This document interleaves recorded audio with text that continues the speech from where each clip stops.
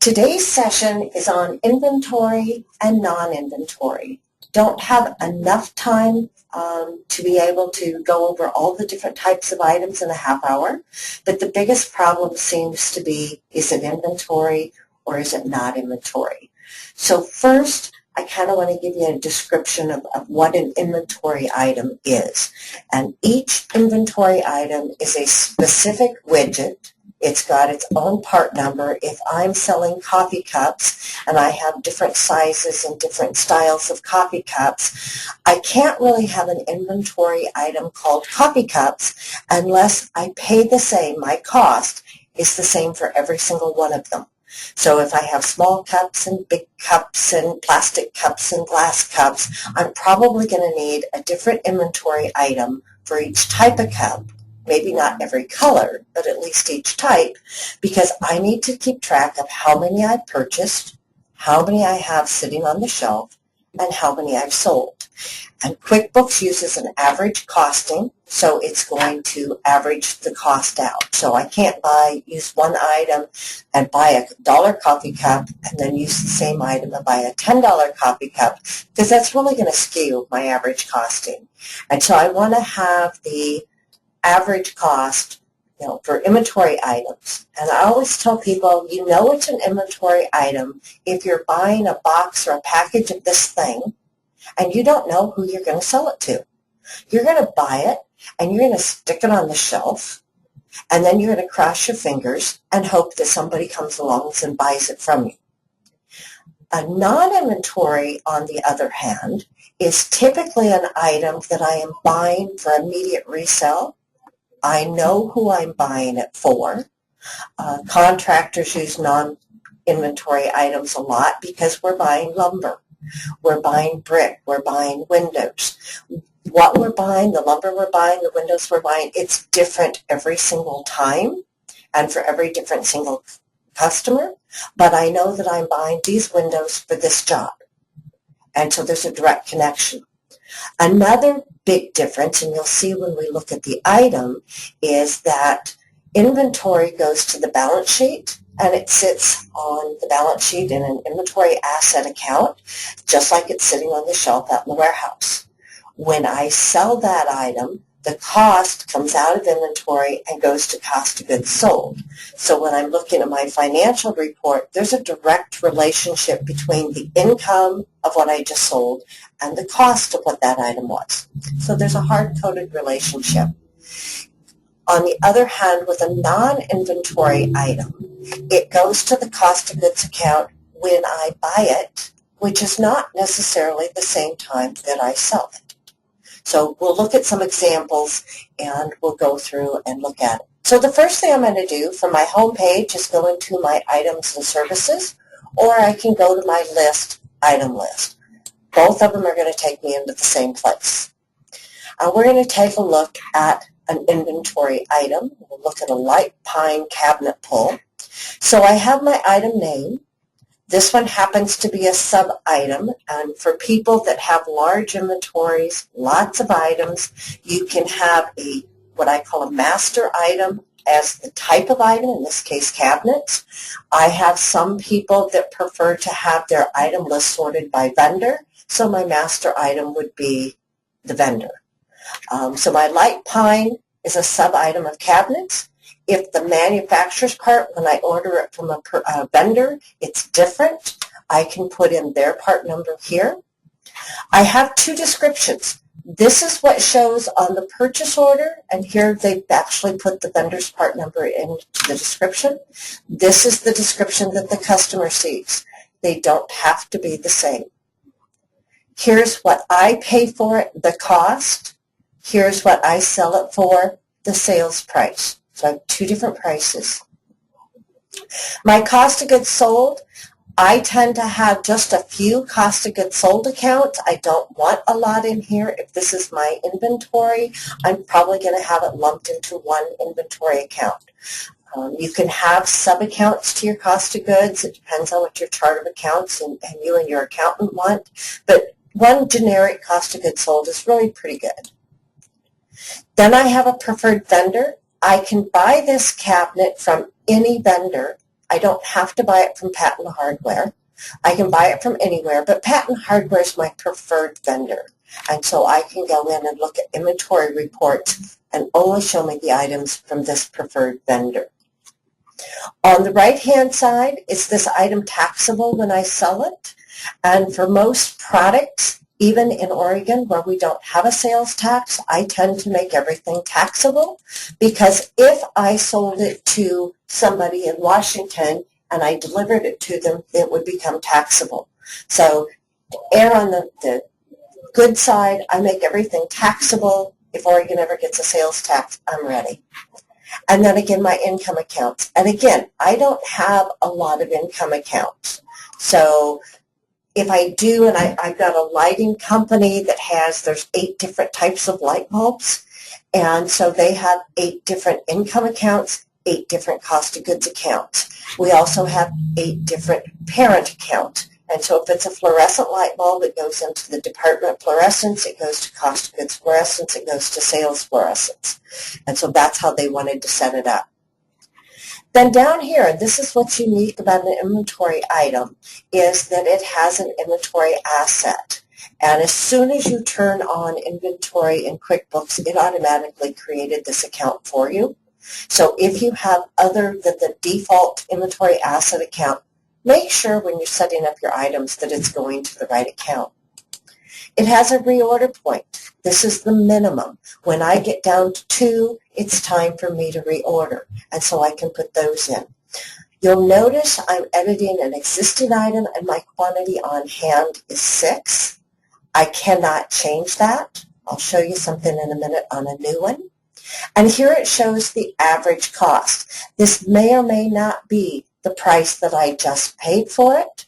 This is the average cost of everything that I brought in. So if I brought in a bunch of items at $1 each, and then the price goes up to $1.25, depending on how many I have in stock at $1, how many I brought in at $1.25, QuickBooks totals it all together and divides it by the quantity and said, oh, your average cost is $1.13. And I can show you, hopefully I'll have time to show you some reports. In 2011, it also shows me how many of this item I have existing on POs and on sales orders. So that's an inventory item.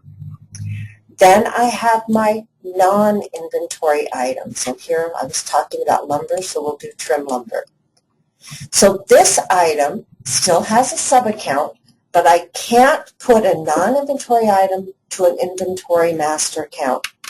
So I have to have different ones. So I can't have material as an inventory master account and then try and put this item trim under that. So keep in mind when you're using sub-accounts that the sub-item of these two have to be the same type of item.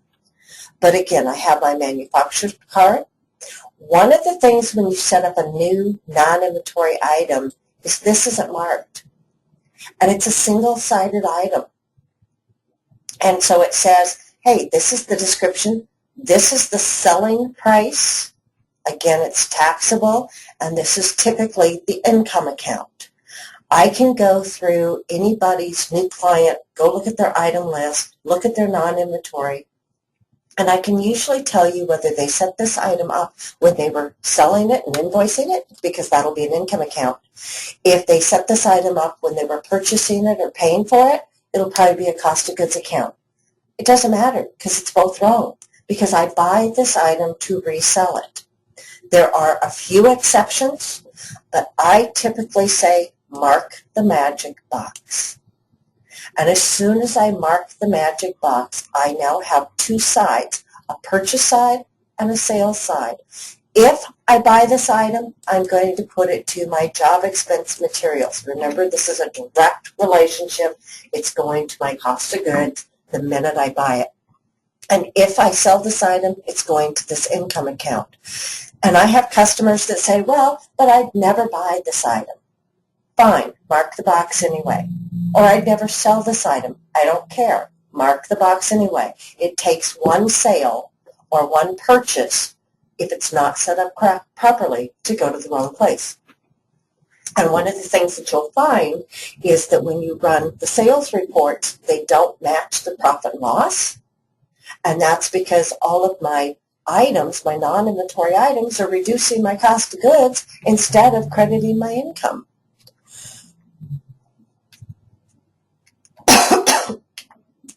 Sorry about that. I had to cough real quick.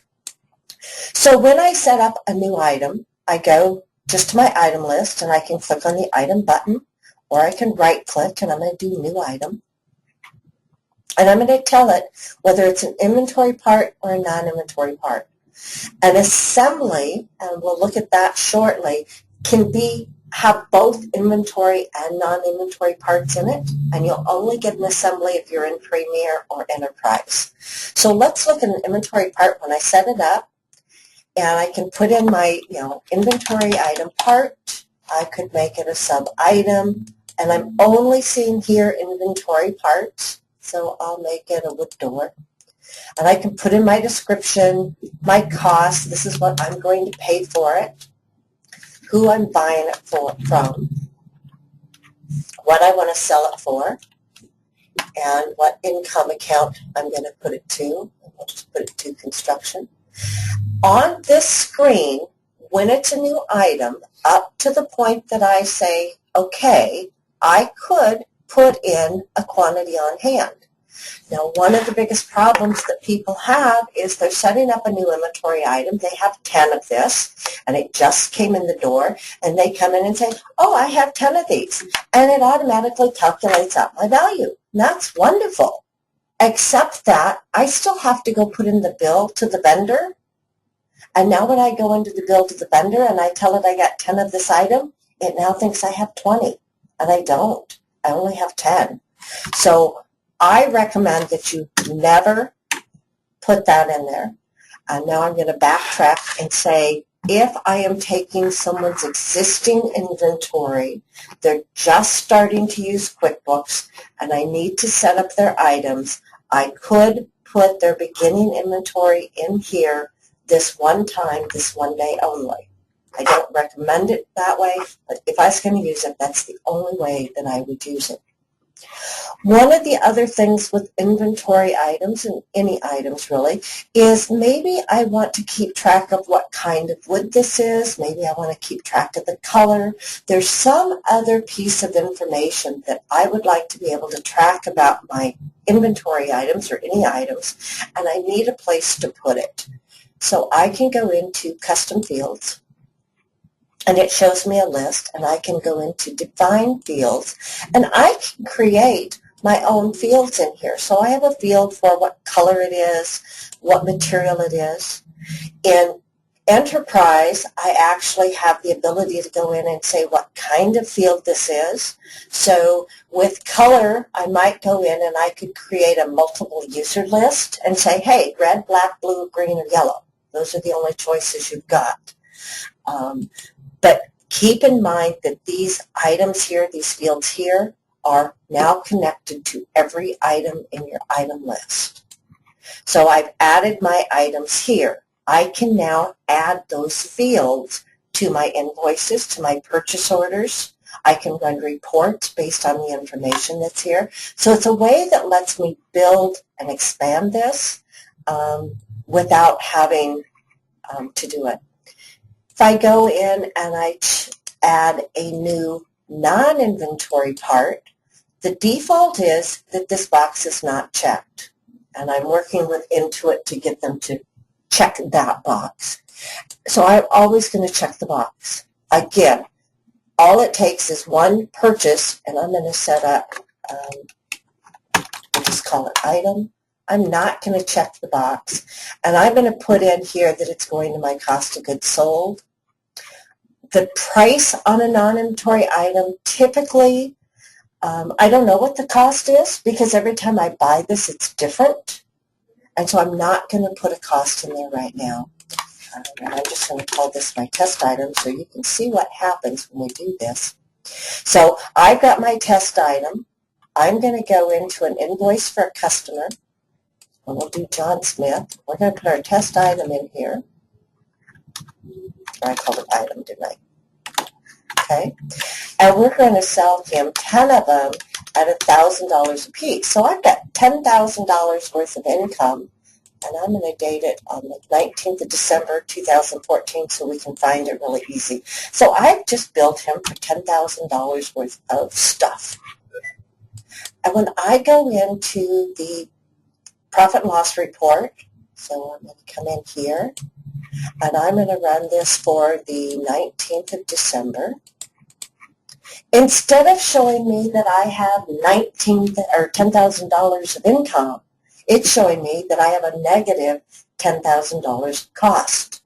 And so when you're looking at your financials and you see negative numbers, it's a pretty good idea that items did it. And so I'm going to double click on it, and it tells me right here it's my test item. And I'm going to double click again because I really want to know what the item is. And so one of the beautiful things about QuickBooks is I can go back to my item list, and I can go in here and say, oh, I forgot to mark the box. And I mark the box, and I tell it, okay, on this side, you're going to go to the cost of goods sold, and on this side, I want you to go to job material income. Okay, oops, better get the job material income, materials income. So I've changed it here. I say okay, and QuickBooks says, wait a minute, you just changed that. Do you want to, it's going to update all your future transactions. Do you want to update the past? And you've got to be careful here, because if my accountant has gone in and all my items were going wrong, and my accountant went in and did a journal entry to fix the past, I don't want to go fix the items and fix the past, because I will have undone everything I paid them to do. So be aware of where it is, but I'm going to say yes now. And so we're going to update it, and we're going to go back in, and we're going to look at our profit and loss report. And now I have $10,000 worth of income. So it's real easy to be able to look at your items and determine, are they going to the right place? The other thing that I'm going to do with my items is I'm going to look at sales. And because we're talking about items, I'm going to look at a sales by item summary. And it's going to show me, here's all the inventory items that I'm selling, how many I sold for whatever time period I'm looking at, the sales dollars, this is the total, the percentage of my sales, the average price, the selling price of that item. And because these are inventory, it's also going to give me the same for my cost of goods. Here's what the cost is. Now, I like this item. I'm selling it for $52 and my cost is $66. So I think we have a little problem here. Here's my cost, and it shows me over here, yeah, you lost 25%. Well, maybe that's my lost leader item. Who knows? So I can go in and look at it. This is a sample company.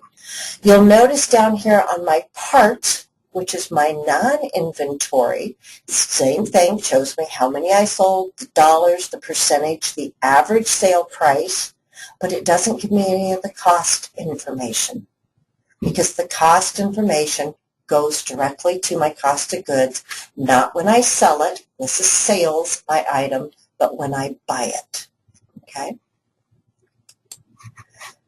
I'm going to go in and look at a report that's just a list report, and I do an item price list and a real quick overview to see if are my items going where I think they should, because in most cases, if your reports are coming out funny, I'd almost guarantee the item did it.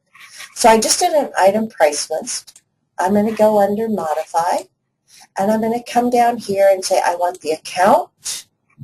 Don't really need the unit of measure. And I want the cost of goods. I'll get the asset account too.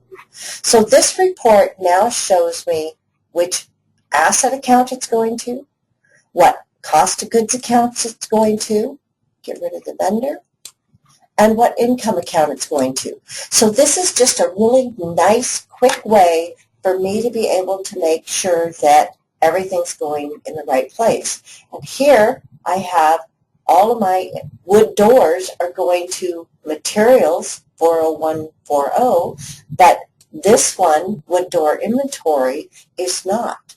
And so I can just double click right from here and change it.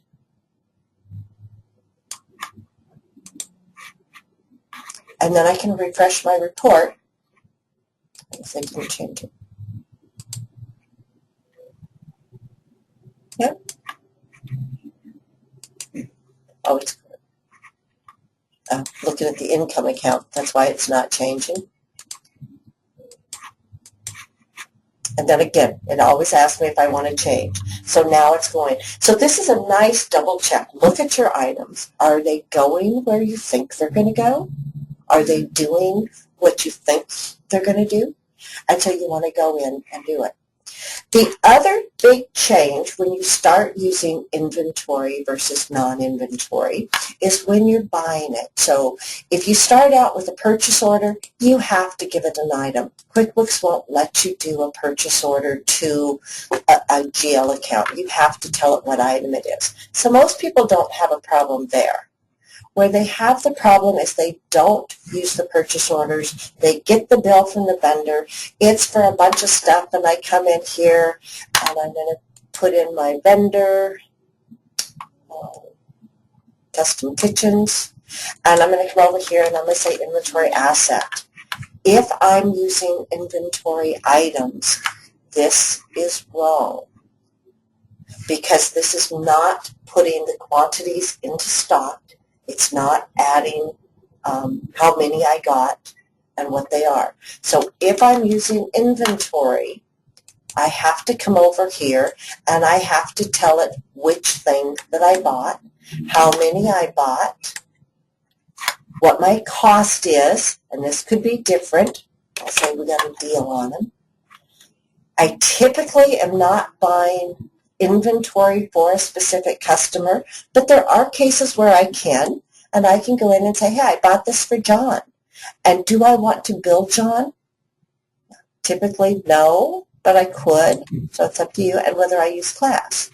If it's a non-inventory item, and I want it job costed to the job, to the customer, I'm also going to use the item tab, and I'm going to do a chain. And I'm just going to sell them one chain for $80 and we'll put that to job. Now on a non-inventory item, I normally do have a customer job. And typically it could be billable. Am I buying this material, this non-inventory for John's job, but I'm just going to bill him for a bathroom remodel? Or am I going to do a time and material billing where I'm actually going to bill him? So the check mark is basically a time and billing. So whether I'm on a bill, whether I'm on a check, whether I'm on a credit card charge, if it's got an item, I need to mark the item.